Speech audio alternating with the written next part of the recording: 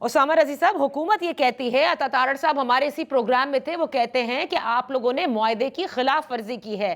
آپ کو انہوں نے پریس کانفرنس بھی کی باقاعدہ، انہوں نے کہا لیاقت باغ کو اجازت دی تھی. سرگرمیوں کے لیے کسی معاہدے کی ضرورت نہیں ہوتی، لیکن یہ جو بول رہے ہیں ایسا معاہدہ تو ہم نے تو کوئی نہیں کیا.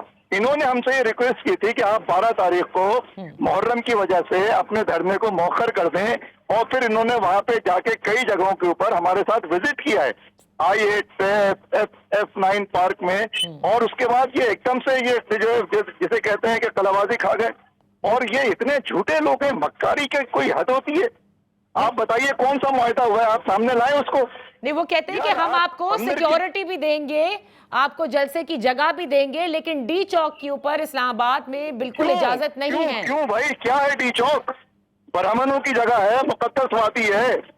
کیا ہے ڈی چوک؟ ریڈ زون اس سے زیادہ اہم جگہ ہے کیا؟ وہ کہتے ہیں ریڈ زون میں اب اجازت نہیں ہے، ہم یہ ٹرینڈ ختم کرنا چاہتے ہیں. وہ کہتے ہیں وہ کہتے ہیں ڈی چوک پہ یہ جو دھرنوں کا ٹرینڈ تھا اسے ختم کرنا چاہتے ہیں. وہ کون ہوتے ہیں ختم کرنے والے؟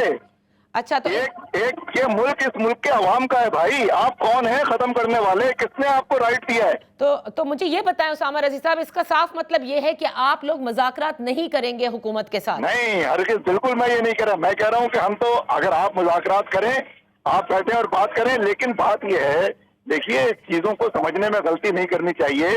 یہی تو وہ لوگ ہیں جو آئی پی پیز کی اصل دولت جو ان کی تجوریوں میں جا رہی ہے، مفت میں بیٹھے ہوئے یہ قوم کو نچوڑ رہے ہیں، اور آئی پی پیز کے ذریعے انہوں نے عوام کو جو ہے، آپ کو معلوم ہے 2.6 ٹریلین روپیز یہ ان کی جیبوں میں جاتے ہیں ہر سال.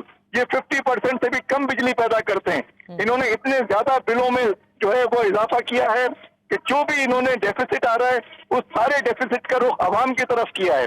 اور جو اس میں مراعات یافتہ طبقہ ہے، کرپٹ طبقہ ہے، جو جعلی جمہوری اور سیاسی طبقہ ہے، جنہوں نے قبضہ کیا ہوا ہے جاگیرداروں کا، لٹیروں کا، سرمایہ داروں کا، نوکرشاہی کا، انگریزوں کے غلاموں کا، یہ طبقہ یہ طبقہ ہے جو کہ لوٹ رہا ہے. اور یہ ظاہر انہوں نے اختیارات پر ناجائز قبضہ کیا ہوا ہے. تو اس ناجائز قبضے سے پاکستان کو آزاد کرانا ہے، انہوں نے غلام بنا لیا ہے.